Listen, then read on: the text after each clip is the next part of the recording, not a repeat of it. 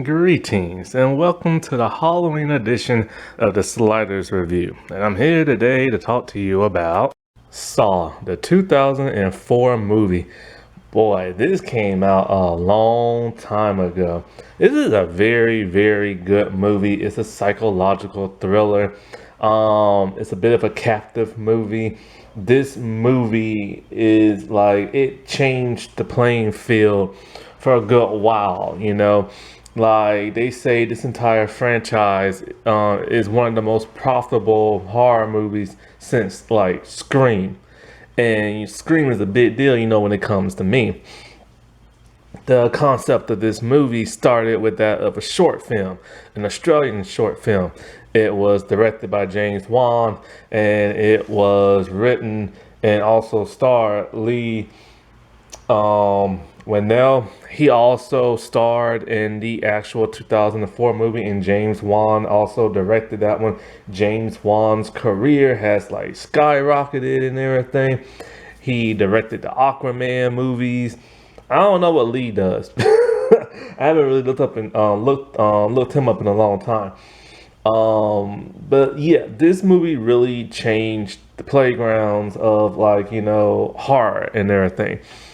I remember I saw this movie second. I saw the second movie first and then this one second. I'm backwards like that. But I actually prefer the second movie. I think it's superior out of all the 9 movies. Speaking of 9 movies, the second movie and the first movie, in my opinion, are the only real true good ones. Every other movie after that hasn't been able to cut the mustard and everything, in my opinion. Although the endings are pretty good in the rest of the franchise, when it's explaining, what the motive is and, how that person failed or this and that and sets up for like a next movie and stuff like that. I really like the ending to the third one. The fourth one's pretty okay, but a little confusing. When it came to that of the fourth movie, my God, I don't understand that movie. Like, it just confused the crap out of me. And not only did it confuse the crap out of me, but like the end message didn't make no sense. It's like he's obsessed with like finding that one detective, and so he doesn't appreciate his life, and he has to be tested. That makes absolutely no sense. He's a cop, like he's supposed to go looking for people, especially his partner. Also, they retcon some of the motives for Jigsaw. Don't say Jigsaw became Jigsaw because of this, when the first and second movie set something up by how he became Jigsaw, but then all of a sudden in the fourth movie they're going to retcon it. Also, when it came to the rest of the movies in the franchise, they literally pulled an American Pie. In the American Pie, direct to DVD movies that basically are just about like nothing but like nudity and like sex and like freaky deaky stuff. But in the Saw movies, it basically just became like, okay, what torture device is more gruesome and how much blood can we pour? These stories didn't really always make that much sense in terms of like a whole. They were more satisfied with the gore and less of the actual story. The stories just didn't make no sense. The new Jigsaw made no sense. I don't understand why he became the next in line. And then, there's the whole Amanda thing. And it's just kind of like, the movies just started getting lackluster. Although I think 7 or maybe 6 was okay. I think it's the one where Hoffman is in the trap device, the barricade, the bear trap, and like it cuts his cheek, and like there's like this doctor who's like a psychiatrist, all like, I survived like Jigsaw, but he really didn't. He just inflicted the wounds on himself, so then he has to go through the thing. Also, that one time it was like a family, like a son and mother, and he got so pissed he turned on the device and killed that one man. That was pretty cool. But other than that, I just really don't like the rest of the franchise movies. I have not seen the last 2. I don't know what Spiral or Jigsaw is even about. I still don't understand why Chris Rock is in that movie and he's a comedian. Like, most comedians aren't very good at like serious stuff. However, There's supposed to now be a 10th movie. My God, just let it die already. These movies were even shot in like 3D and everything. And um, when I said this changed the playing field of like the genre, it really did. See, Scream back in '96 reinvigorated like the slasher thing, so they started doing that for a good while. Then other movies started doing like the horror, and that started that up for a while. But then both genres started to fade out, and then when they came back in, they was mostly direct to DVD, or they no longer had a big star cast. Now it was like people in the up and comings trying to make it in like slasher and horror, and their acting weren't very good. So that started to make a decline. Then all of a sudden, The Ring came out, and the whole craze of like Japanese ghost girls started hitting cinemas a lot with that. The Ring and Grudge. The Grudge outlasted The Ring, but I really don't like the Grudge movies, but a lot of people do. I just could never get into them. I do like the first Ring. I hate the second Ring. They're supposed to make a third, but I don't know. But then this came along, and this was a completely different horror type thing. It was more about captivity. It was about this movie literally is just two men in a room talking as they're trying to figure out what they have in common and why this killer is after them. And in order to survive, you have to make the ultimate sacrifice. Do you kill the other person in the room, or do you lose a limb? It freaked people out. They was not expecting that. It's something they've never seen before. This is so influential. I can't say that word. Influenced. This influence. I don't know what the word I was trying to say before, but this influenced things so much that the Riddler in the Arkham Asylum games started to act more like Jigsaw with the puzzle pieces and the games and the torture devices and stuff. This franchise has been classified as torture porn. I don't understand the porn part, but I understand the torture part. And it's weird because like with the first movie, in a way it's very somber. Like it's literally just two men locked in the bathroom, and they're trying to figure out what they have in common. One of the men is played by the screenwriter Lee, and it's just like he knows more than he's letting on, but he is too scared to tell the truth. So basically, you spend 2 hours with two men just rambling and chatting and arguing and bickering with each other. The inside of the bathroom, my God, it is disgusting. It's the type of bathroom that can break a person's psyche. You would never want to use that bathroom, not to go number one, not to go number two.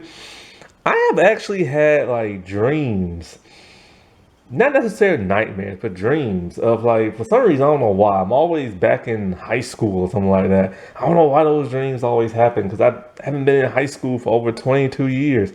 And so, like, I just have a dream that I have to go to like the restroom, and the restroom is disgusting. And I'm just like, ugh. I have to like stand up and I don't want to touch nothing. And it reminds me of this. The bathroom is ugly, beautiful, and everything. Like the way, I don't know if they found it nasty like that or they redressed it, but they did a great job. This movie had a small budget. Sometimes smaller is better. They got a bigger budget for the second movie, and surprisingly, they did a more better job than that of the first movie. They had more captives. There were like different like tests. The stakes were higher.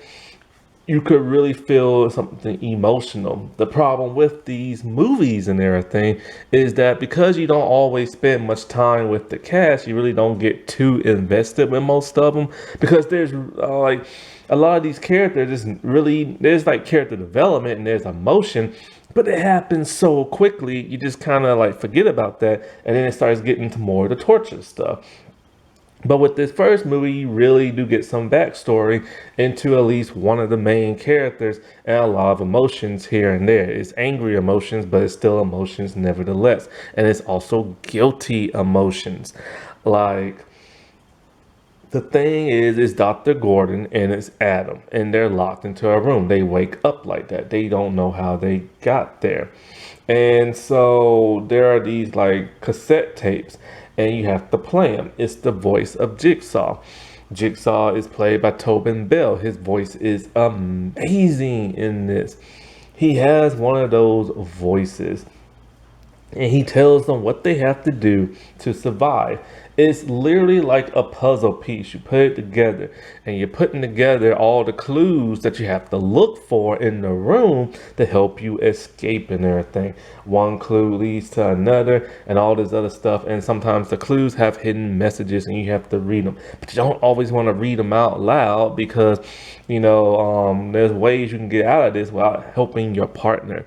And so both men have like tapes and they have to play them, and they basically just have to sit in a room and figure out, like I said, how they know each other. Adam later reveals that, he's been spying on the doctor because somebody hired him. See, Jigsaw, what he likes to do is he likes to punish people who he feels does not appreciate their life because something is wrong with him. He has cancer and he doesn't have much long to live. That's the setup in the first movie. When I talk about the second one, I'll explain a bit more in his backstory. And then the stupid fourth movie retconned that slightly. This is kind of like, it don't make no sense. I'm still furious about the fourth movie. If the man said he became Jigsaw because of that, then how in the world he become Jigsaw because of something else? Anyway, so, what he does is that he puts people in these torture devices. They are very cool looking. And, at one of the crime scenes, somebody, the detectives found the pen, a light pen. It belonged to Dr. Gordon. Because of that, Detective Tapp, he has been on the case of Dr. Gordon, thinking he's responsible, thinking he is Jigsaw. So he hired a kind of like a private eye kind of person, but just to take pictures and stuff. That is Adam. Adam has literally been stalking the doctor for many, many weeks. That's how Adam pays his bills. He's basically a TMZ type person. And Adam discovered, because Dr. Gordon has like a family, a wife, a gorgeous wife, a daughter, and he never wants to spend time with them. Why? He is cheating on her. And with one of his pre-med students and stuff. And so Adam got all that. And of course, being a typical cheating man, he gets pissed at Adam for like invading his privacy. And so it's a bunch of woe is me's and all this other crap. Well, the detective, he is very furious. He tries to stop Jigsaw. He's been combing through the cameras and the evidence and this and that. And he realizes something, a gang symbol on a building that led them to a place they busted once. That's where Jigsaw is. Him and his partner decide to go without backup. They're going to do it old school. And that cost his partner his life. Detective Saint. I think it's Song or Sion or something like that. I can't remember. But it cost him his life. This causes Detective Tapp to become very paranoid. He's the classic cop who will go the extra mile just to get the bad guy and becomes paranoid and crazy as a result. He is literally just obsessed with Dr. Gordon. And also he got his throat slit, so he has a bandage on it. It's hard for him to talk. And so he's just waiting. He has cameras set up into Gordon's across his place, and he's just stalking the crap out of him because he wants to pin this on him and everything. Well, at some point, these guys, they're locked into a bathroom, like I said, but they're chained. Their ankle is chained to a pipe and stuff, and they have two hacksaws. Of course, they can't cut through the metal or the pipe or the chain. They realize they're only sharp enough to cut through human flesh and bone. And so when Dr. Gordon's looking at the pictures that Adam took of him, he sees somebody who got caught in one of the pictures. It's a man named Zepp. He's an orderly at the hospital. And he believes Zep is the one who's behind this. He believes he is Jigsaw. And so then we see Zep and he's spying. And time is now up. See, they're on a timer and everything. And once the thing hits 0, then they have to either kill the other person or like chop off their foot or whatever. Well, Zep tells like Gordon's family, like it's time for me to kill your husband, but she fights him and everything. He escapes. The cop tries to shoot at him. It's a chase scene. Zep shows up at the bathroom. He electrocutes both Dr. Gordon and the other dude. And then so when he comes in there, he's all like, I have to shoot you now. These are the rules. We see, I think there's like something attached to the back of Zep's neck, which indicates he's not exactly who he says he is. Both men, Adam attacks Zep and he kills him with the top to like the toilet, and he bashes his skull in. Dr. Gordon, he wants to get to his family, and he's all like, screw this, and he amputates his foot off. It's one of the grossest, goriest things like you would ever see. Nobody expected this man to go that far. And then he turns pale, and he's all like, he has to treat his foot or he's gonna bleed out and get infected. So he leaves Adam in the bathroom, and Adam is like, he doesn't want to be left alone. But then he goes into Zep's pocket and he finds a cassette tape. He plays it. It turns out Zep is not Jigsaw, that he is being tested as well. Why is Zep being tested? It's never explained. And so then the craziest twist of all twists happens. See, there's one thing I left out.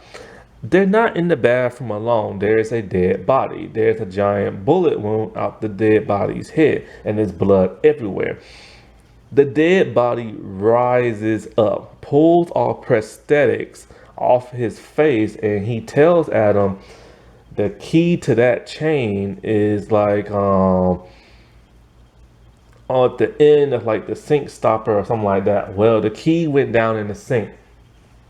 Adam grabs the gun of Zep and tries to shoot the supposed dead man. The dead man name is John Kramer. He is the real Jigsaw. This blew everybody's mind. They thought this man was deader than dirt, but what he did was he injected himself with something so he could basically be comatose and pretend like he was dead. And then when Adam tried to shoot him, he electrocuted him. And then he realized, oh, you're not worthy of your life. And he locks him in the bathroom. And he literally says, game over. Nobody saw this coming. Nobody. But like I said before, the backstory on him is that he has cancer.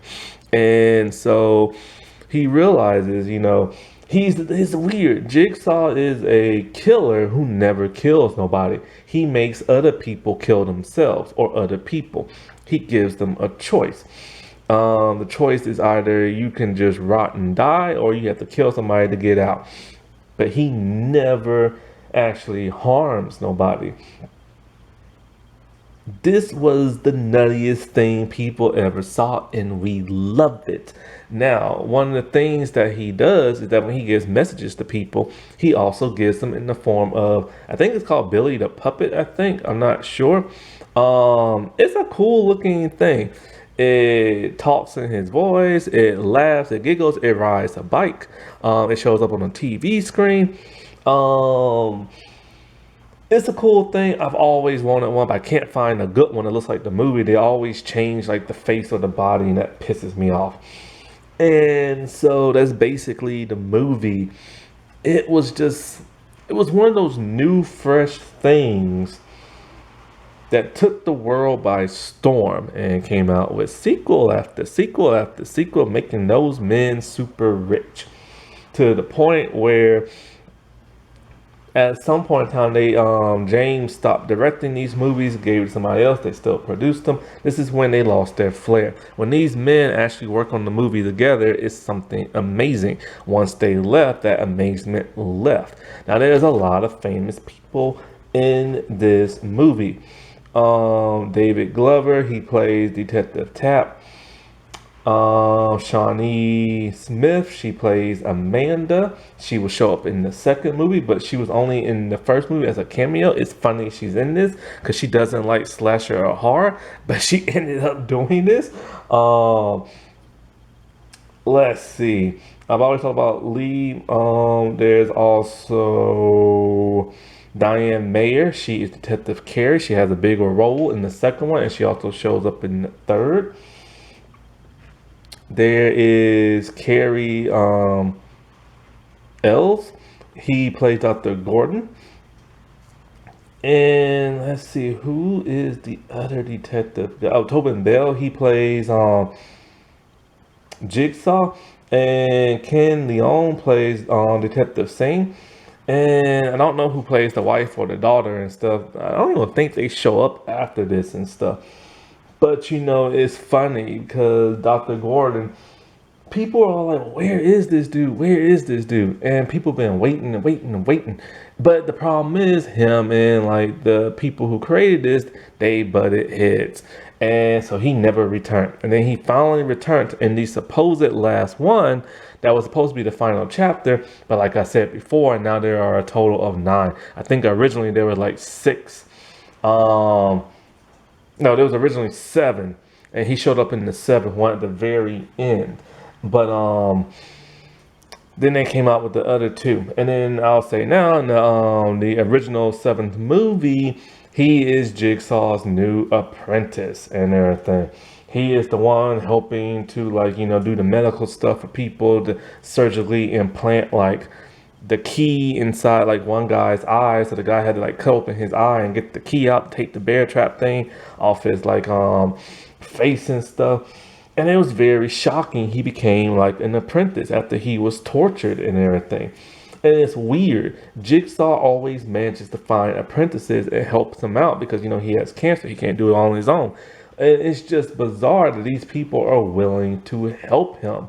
Now Jigsaw has he's really good at constructing stuff, engineering. He makes his traps. I can't express how much more good this movie is. I can't wait to talk about the second one because I love the second one to death. That wasn't that spooky.